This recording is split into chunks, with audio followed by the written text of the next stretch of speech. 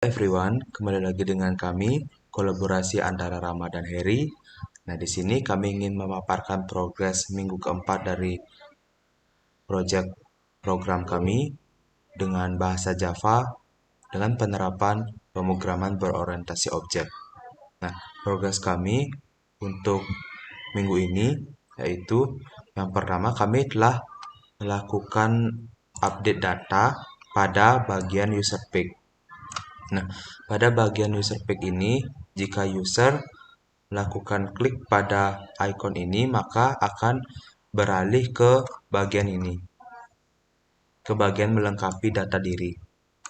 Di sini dapat dilihat bahwa terdapat kolom nama lengkap, email, telepon, dan alamat.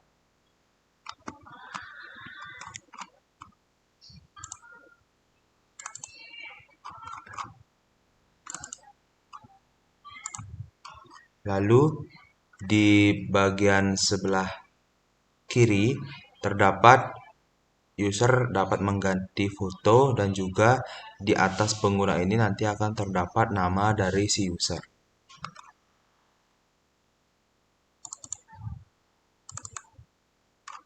Dapat dilihat di bagian bawah, setelah user melakukan pengisian data atau melengkapi data diri di sebelah sini, setelah user mengklik tombol simpan ini, maka akan data-data tersebut akan tercantum di bagian bawah ini. Begitu pula nanti dengan gambar yang ongoing kami sedang proses. Oke, supaya tidak berlama-lama, mari kita lihat di bagian source-nya terlebih dahulu, di bagian simpan. Mengapa data tersebut setelah diklik simpan muncul di bagian bawah? Dapat dilihat di bagian mouse click. Nah, di sebelah sini, seperti biasa kami melakukan deklarasi string terhadap satu variabel di dalam text field. Dalam artian di sini kami setelah user melakukan pengisian data, kami mengambil atau lakukan get text terhadap text field dari masing-masing kolom tersebut. Lalu setelah itu kami melakukan try catch. Di sini kami menggunakan query SQL update. Mengapa demikian? Karena ketika user melakukan daftar lalu login, otomatis nama lengkap dan email telah tersedia di bagian sini. Karena di bagian daftar membutuhkan identitas dari si user berupa nama lengkap dan email, namun belum dimintai telepon dan alamat. Maka dari itu kami melakukan update semisalnya user belum menginputkan nama lengkap pada saat melakukan daftar. Di sini terdapat update TB pengguna, set nama, email, telepon, alamat. Nah, di sini adalah kolom-kolom yang terdapat di dalam database, yaitu berupa kolom nama, email, telepon, dan alamat. Di mana kami melakukan set ketika user pada saat daftar di sini, nama sama dengan plus nama ini kami ambil saat di bagian sign up. Di bagian sign up ini ketika user mengklik daftar, otomatis nama pengguna itu sudah tercantum di dalam database kami, sudah dilakukan insert into, yaitu di bagian nama, email, dan juga kata sandi. Nama dan email ini seperti yang sudah saya katakan, otomatis setelah user melakukan daftar, data nama dan data email itu sudah tersedia di bagian kolom ini nantinya. Di bagian kedua kolom ini. Nah, cara kami untuk mengambil data itu memasukkan ke dalam kelas homepage, yaitu di bagian ini, if ini. Ketika telah berhasil memenuhi syarat ini, maka setelah dilakukan execute, maka akan dilanjutkan ke kelas atau ke page selanjutnya, yaitu konfirmasi page dengan mengambil variabel dengan mengambil teks yang berada di variabel nama pengguna dan email. Setelah itu setelah beralih di sign up, lalu masuk ke konfirmasi page. Mohon maaf, masuk ke konfirmasi page. Nah, di konfirmasi page, setelah melakukan klik masuk, data yang telah sebelumnya kami ambil berupa public, konfirmasi page, string nama pengguna sama email yang telah kami ambil pada kelas atau page di bagian sign up page. Di sini kami juga harus perlu melakukan deklarasi variabel, mengubah variabel nama pengguna menjadi nama atau mail. Ini bebas sebenarnya, asalkan ini berbeda dengan variabel yang telah diambil di bagian kelas sebelumnya. Lalu setelah itu, setelah mengklik masuk di bagian sini, setelah mengklik masuk, otomatis setelah kita mengubah variabel yang sebelumnya di bagian sign up, masuk ke konfirmasi, kita ambil lagi variabel nama sama mailnya itu, yang nanti akan dialihkan ke bagian login page. Lalu setelah di login page, maka otomatis di saat user melakukan klik di bagian masuk, nah di bagian sini nama sama mail tadi yang terdapat di konfirmasi page kita ambil dan kita rubah lagi nama variabelnya, misalnya name dan surel. Lalu ketika melakukan klik di bagian masuk, di bagian ini, jika sudah berhasil, otomatis diarahkan ke homepage. Nah, di sini baru diarahkan ke homepage dengan mengambil variabel yang tadi telah diubah-ubah tersebut. Yang paling terbaru yaitu dengan nama name dan surel. Lalu setelah di bagian ini, di bagian homepage, barulah di bagian sini ketika melakukan simpan, kita menggunakan parameter berupa where nama ini yang paling terakhir. Nah, setelah berubah itu kan yang sebelumnya yang paling terakhir kan di bagian login namanya name. Lalu di homepage begitu pula kita mengubah nama di bagian variable name, di bagian ini name kita ubah dengan yang lain lagi, misalnya nama gitu. Surel juga surel, double L double A. Begitu untuk di bagian where.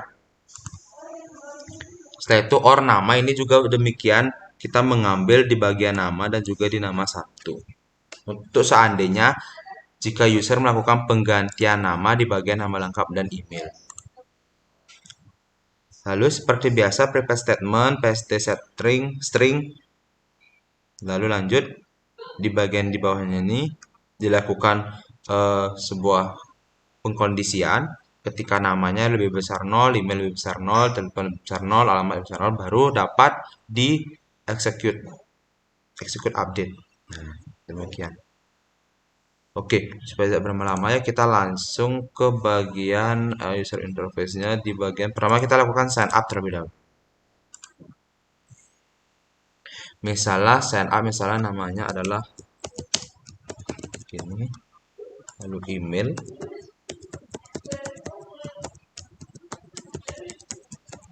Begitu, lalu kata sandi misalnya. Begitu.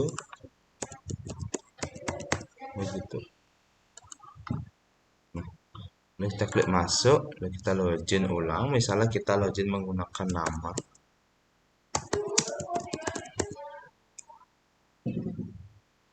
Lalu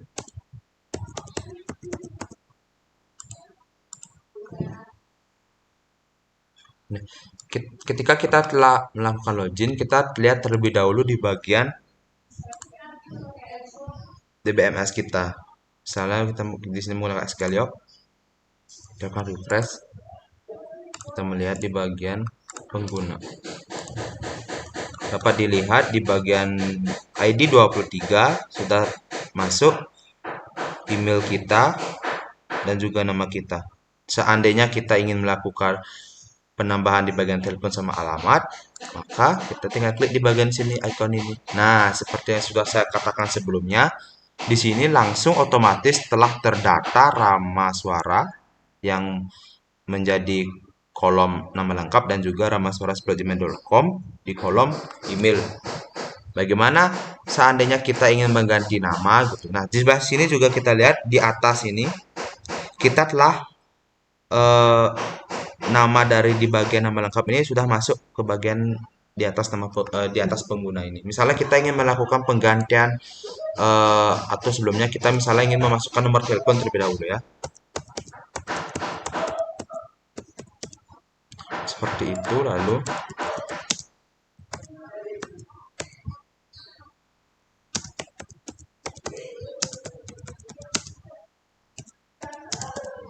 begitu begitu di bagian bawah dapat terlihat ini masih kosong. Ketika kita lakukan klik simpan, maka data yang di atas itu akan teralihkan ke bagian bawah. Begitu. Seandainya atau sebelum seandainya kita akan lihat dulu apakah data tersebut sudah tersimpan ke dalam database atau belum. Kita lihat ini belum tersimpan, kita lakukan refresh. Lalu dapat jadi di bagian bawah. Nah, data itu telah tersimpan berupa telepon dan alamat tadi kita menambah. Lalu misalnya seandainya kita ingin mengubah di bagian nama lengkap, ini kan masih Rama, misalnya kita ingin mengubah nama lengkap saya, demikian. Lalu email yang lagi satu, begitu demikian. Lalu telepon misalnya kita ubah lagi nomor teleponnya, begitu. Lalu alamat,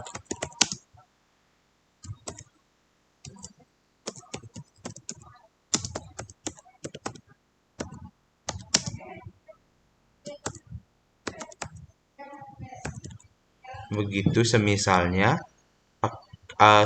Ketika kita klik simpan, apakah di bagian pengguna ini berubah menjadi nama lengkap saya dan di bawah ini melakukan perubahan? Mari kita lihat. Simpan.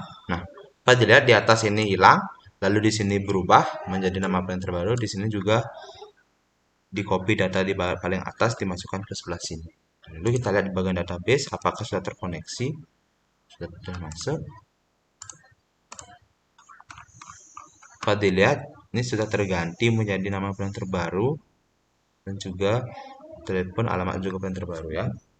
Kecuali kata sandi tidak bisa kita ubah di bagian dalam karena itu khusus terdapat di bagian yang di menu awal ketika si user telah memiliki email dan juga sudah memiliki akun di dalam program ini, namun lupa kata sandi baru dapat diubah di bagian tersebut.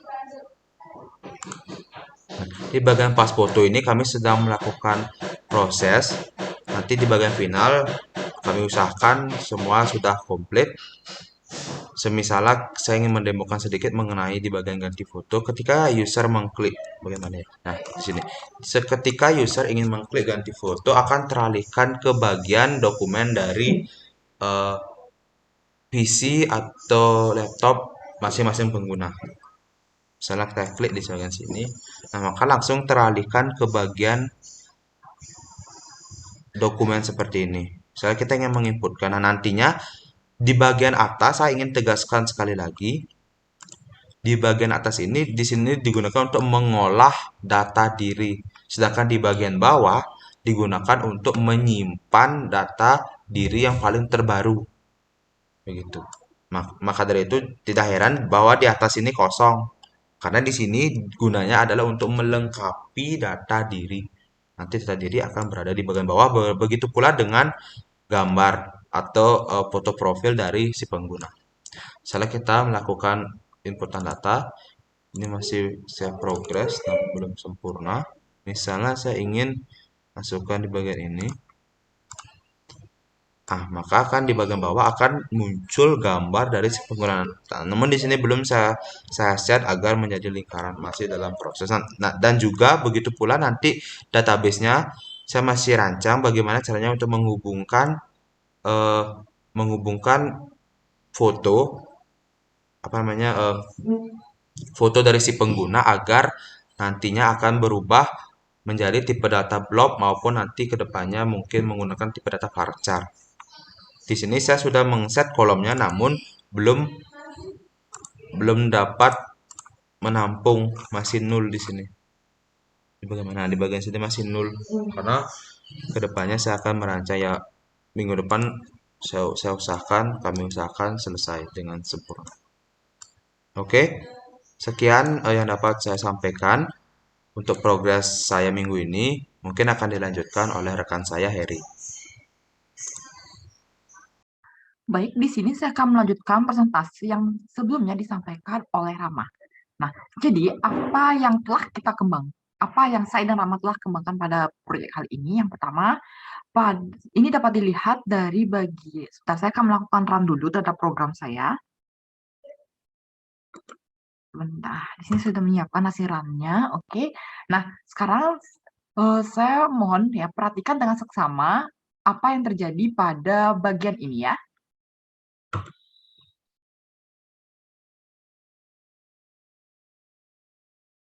Nah, seperti yang terlihat ya, gambar pada awal halaman pada bagian menu belanja ini bergerak secara otomatis atau sendirinya, ya bergerak ke kanan, ke kiri dan lain sebagainya, begitu. Nah, tidak hanya di situ saja ya, ini kita bisa temukan lagi ketika kita membuka program, kita bisa menemukan lagi pada bagian ini, pada bagian produk kami. Ya, seperti yang terlihat di sini. Ada tambahan-tambahan animasi yang bergerak secara otomatis begitu. Nah, saya akan menjelaskan bagaimana hal ini bisa terjadi. Nah, ini merupakan sintak atau perintah yang menyebabkan gambar yang tadi itu bisa bergerak ke kanan ataupun ke kiri begitu. Nah, saya akan jelaskan sedikit ya. Jadi pada saat kita ingin menggerakkan suatu gambar ya sehingga bergerak secara otomatis baik itu ke kanan maupun ke kiri ya maka kita gunakan begitu, kita harus menggunakan namanya label ya, kita tidak bisa menggunakan namanya panel dalam kasus ini begitu. Nah, seperti yang terlihat di sini ya akan terjadi yang namanya sebuah perulangan ya, sebuah perulangan yang menyebabkan gambar tersebut bisa bergerak ke kanan ataupun ke kiri. Nah, di sini juga ada beberapa perhitungan-perhitungan yang digunakan agar gambar tersebut bisa bergerak. Nah, misalkan saja pada kasus pertama atau kasus yang ke-0 ya. Nah, trace slip ini menunjukkan bahwa berapa durasi gambar tersebut bisa bergerak. Nah, durasinya dihitung dalam satuan milisekon, bukan sekon. Ya. Milisekon dan bagaimana ya cara kita mendapatkan angka 1920? Nah, angka 1920 ini melambangkan panjang dari panel ataupun desain yang telah saya buat ya. Jadi ketika kita ingin menggerakkannya ke kiri ya maka posisi awalnya akan berubah menjadi posisi ke negatif. Nah, jika sudah pada posisi 0, kasus kedua adalah yang pada G-label 18 atau gambar yang kedua ya. Gambar yang kedua kita juga kenakan dia di sini koordinat 1920. Gitu, nanti gambarnya akan berpindah ke kiri juga. Nah, dan begitu pula untuk seterusnya dan seterusnya, begitu. Nah, tidak hanya diterapkan di situ saja, ini juga bisa diterapkan di gambar yang kedua, ya, pada bagian yang kedua saya jelaskan tadi, dan apabila rekan-rekan semua merasa kurang tertarik, ya, kurang tertarik dengan slide yang kanan kiri atau mungkin yang atas bawah bisa diubah jadi ubah saja di bagian ini nanti ada pilihan G-label X up or down. Nah, yang kedua yang perlu diperhatikan adalah libraries ya, libraries. Nah, di sini saya menggunakan libraries dari luar ya, dari luar atau lebih tepatnya FileJar ya, FileJar yang berasal dari luar. Jadi harus diunduh dulu, diunduh baru dipanggil di libraries baru bisa dilakukan pemanggilan terhadap perintahnya ini begitu. Yang nama jar-nya sendiri ya pada libraries dinamakan dengan animation class. Ada empat jenis. Yang pertama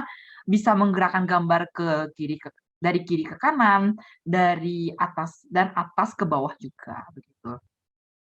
Nah, perkembangan selanjutnya dari progres yang telah kami buat di sini adalah ya. Di sini pada bagian menu bar. Ya, jadi kalau pada video yang telah saya kirimkan sebelumnya, apabila kita melakukan klik dan kita mouse exit ya, dulu itu kontaknya akan langsung berubah menjadi warna biru seperti ini.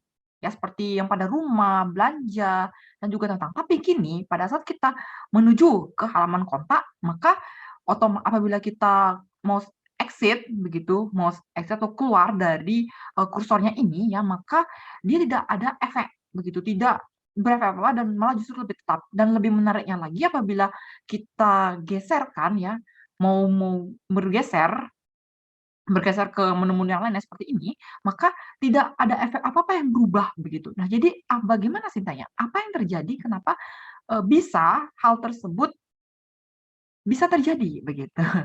Oke. Jadi kita pergi dulu. Nah, saya tunjukkan di sini di bagian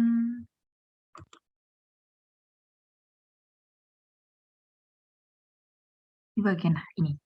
Jadi ada di bagian khususnya di bagian mouse ya, mouse tepatnya di mouse exit begitu. Nah, jika kita lihat baik-baik ya, di sini ada e-showing. Jadi e-showing itu ketika saya melakukan klik terhadap suatu objek, misalkan saya mengklik bagian rumah begitu, dan saya menggeser mouse-nya atau keluar dari daerah mouse tersebut atau daerah yang ada di sekitar rumah begitu, maka tidak ada efek apa-apa, malah justru dia akan kembali ke tetap efek 2 begitu. Jadi apabila saya menggeser sedikit tanpa melakukan klik ya, mungkin klik ke mouse yang lain, maka tidak ada perubahan apa-apa begitu. Nah, begitu pula untuk pembuatan sintak yang seterusnya dan seterusnya gitu. Nah, di sini saya juga hal yang menarik di sini saya juga telah membuat yaitu kami telah membuat yang namanya admin page ya. Jadi admin page ini berguna ya. Ini berguna dalam kami untuk mengetahui jumlah yang pertama, jumlah pengguna daftar nama pengguna, daftar pengguna yang telah masuk atau menjadi pengguna dari aplikasi ini, lalu juga barang ya, daftar barang yang telah dimasukkan oleh seller, ada juga kategori apa saja yang telah kami daftarkan, subkategori dan mitra pengiriman, mitra pembayaran, dan kurang lebih itu saja ya, kurang lebih itu.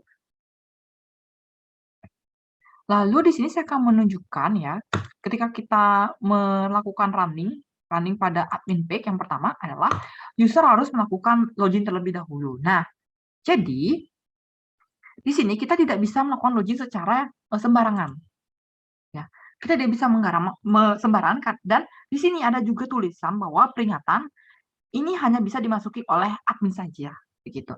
Nah, di sini saya sudah menetapkan bahwa yang bisa masuk untuk ke bagian admin ini adalah akun saya dan akun rekan saya, Rama. Jadi di sini saya akan coba untuk masuk ke dalam aplikasi ini dengan menggunakan akun saya. Ya, jadi sini namanya, nama username saya dan juga kata sandi.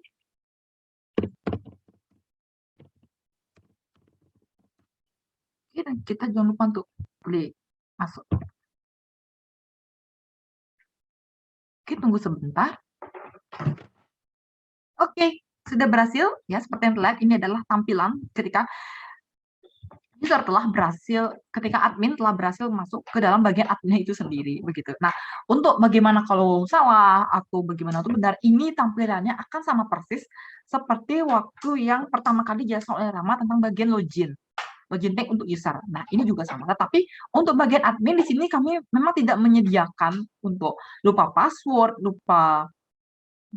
daftar, itu tidak bisa karena ini hanya untuk admin. Jadi hanya admin saja yang bisa melihat data-data yang terdapat di dalam database pada aplikasi ini. Begitu. Nah, ada yang menarik di sini ya di bagian picture-nya, ya di bagian picture di sini yang dimana ketika saya melakukan login ya, saya pribadi melakukan login, maka di sini akan terlihat foto saya pribadi serta identitas saya. Namun ketika rekan saya Rama melakukan login ya, maka akan terlihat fotonya dia beserta identitasnya dia. Nah, di sini juga ada yang menarik adalah kami ya, kami kami menggunakan konsep replikasi dua arah pada database sebelumnya, pada pembuatan database ini ya. Nah, ini bisa dilihat pada bagian daftar pengguna. Oke, kita klik akan langsung dialihkan ke daftar pengguna. Lalu, nah, seperti yang dilihat di sini ya, ini masih kosong. Kenapa? Karena koneksi kami untuk sementara ini masih terputus ya, masih terputus. Nah, data-datanya itu ada di mana? Oke, saya akan tunjukkan. Data-datanya itu masih ada di saya, masih tersimpan bersih di saya. Data-datanya. Nah, data-datanya itu masih ada di kami karena kami telah pada saat pembuatan database ya, kami di sini melakukan replikasi dua arah. Oke, dan ini dia data-datanya. Ini dia data-datanya. Sekarang coba saya untuk masuk lagi ya, siapa tahu sudah terlihat. Nah, ini dia data-datanya. Ya, sebenarnya ini dia data-data yang telah kami buat dengan menggunakan konsep replikasi dua arah. Jadi ketika Rama memasukkan data-data pengguna, begitu, data-data pengguna pada aplikasi ini ya, maka di sini akan terlihat begitu, akan terlihat berapa pengguna yang telah masuk atau telah menjadi resmi, yang telah masuk ke aplikasi ini gitu. Nah, di sini menggunakan Gtabel ya, Gtabel yang ada apa, tapi sayangnya untuk di Java ini nanti perkembangan lebih lanjut ya, saya akan coba untuk membuat tampilannya agar lebih menarik lagi gitu. Karena di sini saya menggunakan yang Java-nya, yang properties dari Java, yang bersih dari Java. Saya akan tampil seperti itu. Begitu. Nah, yang jelas konsep replikasi dua arah, saya memasukkan data dan Rama juga memasukkan data, nanti sama-sama akan terlihat. Nah, di semua bagian ya, bagian ini, semua bagian menu-menu ini semua nanti ada data-datanya. Ya, tabelnya juga akan dibuat sama persis dan lain sebagainya. Nah, cara untuk melakukan ini semua ya, cara untuk melakukan koneksi pada tabel, begitu. Ketika kita masukkan database dalam tabel ya, saya akan tunjukkan.